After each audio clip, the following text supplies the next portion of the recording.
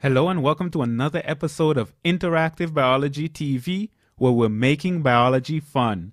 My name is Leslie Samuel, and in this episode, episode 48, I'm going to show you how to read an electrocardiogram. For short, it's called ECG or EKG. So let's get right into it. First, I want to answer the question, what is an electrocardiogram? An electrocardiogram is a test that records the electrical activity of the heart. We looked at how the SA node starts the signal, and we looked at how that signal spreads to the rest of the heart. And you can always go back to episode 46 for more details on how that works. Now, the ECG is used to test for irregularities in how the heart functions. And you've probably either seen this firsthand in a hospital or on TV. You can look at the electrocardiogram and it will tell you if the heart is working the way it should. The way this is conducted is by placing skin electrodes on different parts of the body, and these electrodes are able to detect the electrical activity of the heart.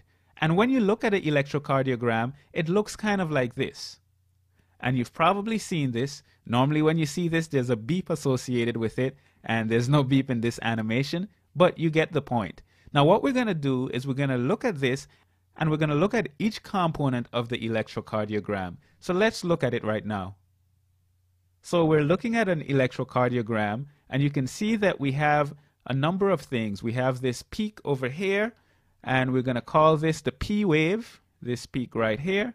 And then we have this section that we're going to call the QRS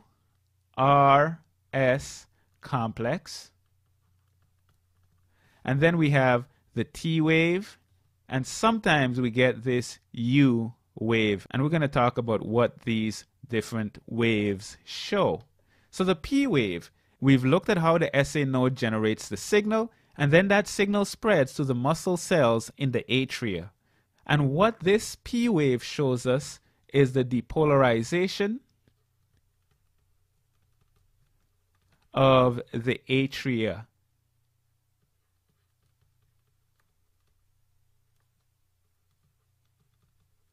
Okay, so when the atria depolarizes, we see this peak. Then we have the QRS complex, and you probably guessed it by now, but this shows the depolarization. The depolarization of the ventricles. That is what is represented by the QRS complex. Then we have the T wave, which comes after the QRS complex, and this shows the repolarization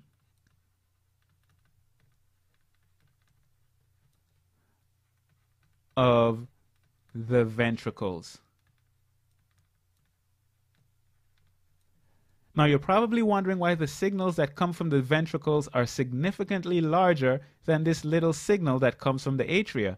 But if you look at the heart, you'll see that the atria is significantly smaller than the ventricles. So when the cells in the ventricles depolarize, that's going to have a much greater effect on the EKG or the ECG, because you have more cells depolarizing, so you get a stronger signal. And then of course you get the repolarization. Now the U wave is one that you don't always see. It's sometimes hard to see, and in most cases you don't really see it, but in some cases you do see it, and in some cases it can tell you something about when things are going wrong with the heart. We're not going to go into all those details, but I included it here because it was shown in this picture that I found, and because it does show up sometimes. And some people think that it's the repolarization of the Purkinje fibers.